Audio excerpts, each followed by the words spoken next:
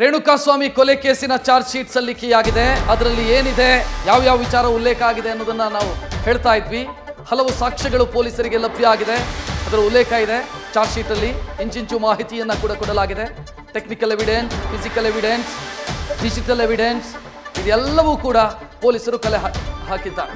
ಕೊಲೆಯಾದ ದಿನದಿಂದ ಸಾಕ್ಷ್ಯ ನಾಶ ಆಗಿರೋದು, ಕೊಲೆಗೆ ಸಂಚು ರೂಪಿಸಿರೋದು, ಇದೆಲ್ಲದರ ಬಗ್ಗೆಯೂ ಕೂಡ ಸ್ಪಷ್ಟವಾದಂಥ ದಾಖಲೆಗಳನ್ನು ಸಂಗ್ರಹಿಸಲಾಗಿದೆ.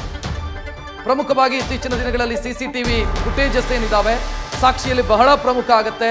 ಅದು ಅದರ ಜೊತೆಗೆ CDR, ಟವರ್ ಡಂಪು ಎಲ್ಲ ರೀತಿಯ ಟೆಕ್ನಾಲಜಿಯನ್ನು ಬಳಸಿ ಈ ಚಾರ್ಜ್ ಶೀಟನ್ನು ರೆಡಿ ಮಾಡಲಾಗಿದೆ.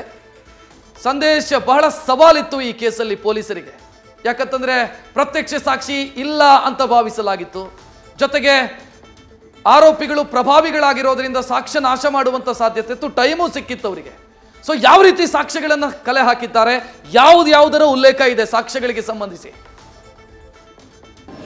ರಕ್ಷತ್, ಈಗಾಗಲೇ ಕಿಡ್ನಾಪ್ನಿಂದ ಹಿಡಿದು ಕೊಲೆಯ ನಂತರ ಸಾಕ್ಷ್ಯನಾಶದವರೆಗೂ ಕೂಡ ಪೊಲೀಸರು ಸಾಕ್ಷ್ಯವನ್ನು ಕಲೆ ಹಾಕುವಂಥ ಕೆಲಸವನ್ನು ಮಾಡಿದ್ದಾರೆ. ಇಲ್ಲಿ ಪ್ರಮುಖವಾಗಿರುವಂಥದ್ದು ಯಾವುದೇ ರೀತಿಯ ಲೂಪೋಲ್ಗಳು ಬರಬಾರ್ದು, ಜೊತೆಗೆ ಪ್ರಕರಣದ ಇಂಚಿಂಚು ಮಾಹಿತಿಯನ್ನು ಪಡೆದು ಆರೋಪಿಗಳಿಂದ ಅದಕ್ಕೆ ಬೇಕಾಗಿರುವಂತಹ ಸಾಕ್ಷ್ಯಾಧಾರಗಳನ್ನು ಪೊಲೀಸರು ಕೂಡ ಕಲೆ ಹಾಕಿದ್ದಾರೆ. ಅದರಲ್ಲಿ ಪ್ರಮುಖವಾಗಿರುವಂಥದ್ದು ಈ ಒಂದು ಪ್ರಕರಣಕ್ಕೆ ಸಂಬಂಧಪಟ್ಟಂತೆ ಈಗಾಗಲೇ ಏನು ನೆಟ್ವರ್ಕ್ ಲೊಕೇಶನ್ ಅಂದರೆ ಇಲ್ಲಿ ಟವರ್ ಡಂಪನ್ನು ಮಾಡೋದ್ರ ಮುಖಾಂತರವಾಗಿ 6 ಜನ ಆರೋಪಿಗಳು ಪಟ್ಟಣಗೆರೆ ಶೆಡ್ನಲ್ಲಿ ಇದ್ರು ಅನ್ನೋದಕ್ಕೆ ಸಂಬಂಧಪಟ್ಟಂತೆ ಈಗಾಗಲೇ 6 ಜನರ ಮೊಬೈಲ್ ಲೊಕೇಶನ್ ಮುಖಾಂತರವಾಗಿ ಅಥವಾ ಮೊಬೈಲ್ ನೆಟ್ವರ್ಕ್ನ ಮುಖಾಂತರವಾಗಿ ಅಲ್ಲಿ ಟವರ್ ಡಂಪನ್ನು ಮಾಡಲಾಗಿದೆ. ಆ ಟವರ್ ಡಂಪ್ ಸಂದರ್ಭದಲ್ಲಿ ಆ 6 ಜನರು ಕೂಡ ಆ ಜಾಗದಲ್ಲಿ ಅಥವಾ ಪಟ್ಟಣಗೆರೆ ಶೆಡ್ನಲ್ಲಿ ಇದ್ರು ಅನ್ನೋದಕ್ಕೆ ಸಂಬಂಧಪಟ್ಟಂತೆ ಮೊದಲಿಗೆ ಸಾಕ್ಷ್ಯವನ್ನು ಕಲೆ ಹಾಕಿದ್ರೆ ಅದಾದ ನಂತರ CDR ಅನ್ನು ಕಲೆಕ್ಟ್ ಮಾಡಿದ್ದಾರೆ. ಅಂದರೆ ಕಾಲ್ ಡೀಟೇಲ್ಸನ್ನು, ಆರೋಪಿಗಳ ಪ್ರತಿಯೊಂದು ಕಾಲ್ ಡೀಟೇಲ್ಸನ್ನು ಕೂಡ ಕಲೆಕ್ಟ್ ಮಾಡ್ಕೊಂಡಿದ್ದಾರೆ. ಜೊತೆಗೆ ಆರೋಪಿಗಳು ಹಿಂದಿನ ದಿನ ದರ್ಶನ್ ಅವರಿಗೆ ಕರೆ ಮಾಡಿರುವಂಥದ್ದಾಗಿರ್ಬೋದು ಅಥವಾ ಆ ಕಿಡ್ನ್ಯಾಪನ್ನು ಮಾಡೋದಕ್ಕೂ ಮುಂಚೆ ಏನು ಫೋನ್ನ ಮುಖಾಂತರವಾಗಿ ಅಥವಾ ಟೆಲಿಫೋನಿಕ್ ಕಾನ್ವರ್ಸೇಷನ್ನಲ್ಲಿ ಏನೆಲ್ಲ ಮಾತನಾಡಿದ್ದಾರೆ ಆ ಒಂದು ಡೀಟೇಲ್ಸನ್ನು ಕೂಡ ಕಲೆಕ್ಟ್ ಮಾಡುವಂಥ ಕೆಲಸವನ್ನು ಮಾಡಿದ್ದಾರೆ. ಜೊತೆಗೆ ಈಗಾಗಲೇ ಆರೋಪಿಗಳು ಏನು ಮೊದಲಿಗೆ ಬಂದು ಸರೆಂಡರ್ ಆಗ್ತಾರೆ, ನಿಖಿಲ್ ನಾಯಕ್, ಕೇಶವ್ ಮೂರ್ತಿ ಹಾಗೆ ಕಾರ್ತಿಕ್ ಅಲಿಯಾಸ್ ಕಪ್ಪೆ, ಈ 3 ಜನ ಹೋಗಿ ಯಾವಾಗ ಸರೆಂಡರ್ ಆಗ್ತಾರೋ ಆ ಸರೆಂಡರ್ ಆದಂಥ ಸಂದರ್ಭದಲ್ಲಿ ಅವರ ವಿಚಾರಣೆಯನ್ನು ಕೂಡ ಮಾಡಿದ್ದಾರೆ. ಆ ವಿಚಾರಣೆಯ ಸಂದರ್ಭದಲ್ಲಿ ಅವರ ಹೇಳಿಕೆ ದಾಖಲು ಮಾಡಿಕೊಳ್ಳುವಂಥ ಸಂದರ್ಭದಲ್ಲಿ ಯಾವ ಕಾರಣಕ್ಕಾಗಿ ನೀವು ಅಪ್ರೂವಲ್ ಆದ್ರಿ ಅಥವಾ ಸರೆಂಡರ್ ಆದ್ರಿ, ಬಂದು ಬೇರೆಯವರು ಮಾಡಿರೋದು ಕೃತ್ಯ ಅಂದ್ರೂ ಕೂಡ ನೀವು ಯಾಕೆ ಸರೆಂಡರ್ ಆದ್ರಿ ಅಂತ ಕೇಳಿದಂಥ ಸಂದರ್ಭದಲ್ಲಿ ಅವರು ದೀಪಕ್ ಅವರ ಹೆಸರನ್ನ ಹೇಳ್ತಾರೆ. ಅಂದರೆ ಇದೇ ಪ್ರಕರಣದ ಆರೋಪಿ ದೀಪಕ್ ನಮಗೆ 5 ಲಕ್ಷ ಹಣವನ್ನು ಕೊಟ್ಟಿದ್ರು, ಆ ಕಾರಣಕ್ಕಾಗಿ ಸರೆಂಡರ್ ಆದ್ರು ಅಂತಾರೆ. ಅದಾದ ನಂತರ ಚೈನ್ ಲಿಂಕ್ ನಂತೆ ಸ್ಟೇಟ್ಮೆಂಟ್ ಅನ್ನ ಮಾಡ್ಕೊಂಡಿದ್ದಾರೆ. ಯಾವಾಗ ದೀಪಕ್ನ ವಿಚಾರಣೆ ಮಾಡ್ತಾರೋ ದೀಪಕ್ ವಿಚಾರಣೆ ಮಾಡಿದಂಥ ಸಂದರ್ಭದಲ್ಲಿ ಆತ ಪವನ್, ಪ್ರದೂಷ್ ಹಾಗೆ ವಿನಯ್ ಹೆಸರನ್ನ ಹೇಳ್ತಾರೆ. ಅಂದ್ರೆ ನನಗೆ ಇವರೇ ಹೇಳಿದ್ದು ಈ ರೀತಿ ಹಣವನ್ನು ಕೊಡು ಅಂತ ಹೇಳ್ತಾರೆ.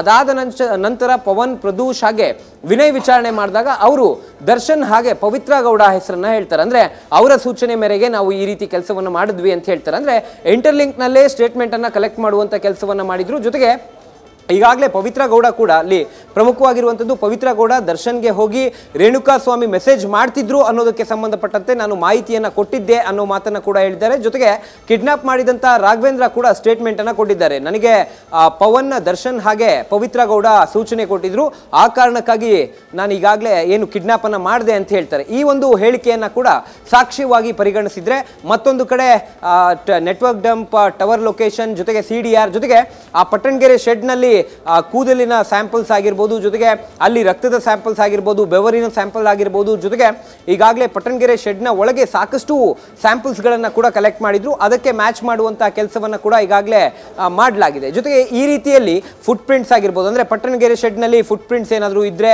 ಅದನ್ನು ಕೂಡ ಪಡ್ಕೊಂಡಿದ್ದಾರೆ. ಜೊತೆಗೆ ಯಾಕಂದರೆ ಅವತ್ತು ಧರಿಸಿದಂತಹ ಬಟ್ಟೆ ಜೊತೆಗೆ ಅವರು ಧರಿಸಿದಂತಹ ಶೂ ಆಗಿರ್ಬೋದು ಇವೆಲ್ಲವನ್ನು ಕೂಡ ವಶಕ್ಕೆ ಪಡೆದಿರೋದ್ರಿಂದ ಆ ಫುಟ್ ಪ್ರಿಂಟ್ಸ್ನ ಆಧಾರದ ಮೇಲೆ ಅಥವಾ ಫುಟ್ ಪ್ರಿಂಟ್ಸನ್ನು ಮ್ಯಾಚ್ ಮಾಡೋದ್ರ ಮುಖಾಂತರವಾಗಿ ಅಲ್ಲಿ ಸಾಕ್ಷ್ಯಾಧಾರವನ್ನು ಕಲೆಕ್ಟ್ ಮಾಡುವಂಥ ಕೆಲಸವನ್ನು ಮಾಡಿದ್ದಾರೆ. ಜೊತೆಗೆ ಚಾರ್ಜ್ ಶೀಟ್ನಲ್ಲಿ ಈಗಾಗಲೇ ಅವರು ಕೊಲೆಯ ನಂತರ ಮೀಟಿಂಗ್ ಮಾಡಿರುವಂತಹ ಜಾಗದ CCTV ಫೋಟೇಜ್ಗಳಾಗಿರ್ಬೋದು, ಜೊತೆಗೆ ಆ CCTV ಫೋಟೇಜ್ಗಳನ್ನು ಮ್ಯಾಚ್ ಮಾಡುವಂಥ ಕೆಲಸವನ್ನು ಈಗಾಗಲೇ ಮಾಡಲಾಗಿದೆ. ಅಂದರೆ ಈಗಾಗಲೇ ಕಂಪ್ಲೀಟ್ CCTV ಫೋಟೇಜ್ಗಳ ಸ್ನ್ಯಾಪ್ಶಾಟ್ ಅನ್ನು ತೆಗೆದು ಆ ಆರೋಪಿಗಳಿಗೆ ಅದನ್ನು ಮ್ಯಾಚ್ ಮಾಡಿ ಇವರು ಆ ಜಾಗಕ್ಕೆ ಬಂದಿದ್ರು ಅನ್ನೋದಕ್ಕೆ ಸಂಬಂಧಪಟ್ಟಂತೆ ಸಾಕ್ಷ್ಯಾಧಾರವನ್ನು ಕೂಡ ಕಲೆಕ್ಟ್ ಮಾಡಿದರೆ, ಮತ್ತೊಂದು ಕಡೆ ಎಲ್ಲ ಆರೋಪಿಗಳ ನೆಟ್ವರ್ಕ್ ಡಂಪ್, ಟವರ್ ಲೊಕೇಶನ್ ಕೂಡ ಮಾಡಿ ಆ ಎಲ್ಲ ರಿಪೋರ್ಟ್ಸ್ಗಳನ್ನು ಕೂಡ ಪಡ್ಕೊಂಡು ಸಾಕ್ಷ್ಯಾಧಾರವನ್ನ ಮೆನ್ಷನ್ ಮಾಡಿದ್ದಾರೆ. ರಕ್ಷತ್, ನ್ಯೂಸ್ ಫಸ್ಟ್ ನಿರ್ಭೀತಿಯಿಂದ ನಿಮ್ಮ ಪರವಾಗಿ.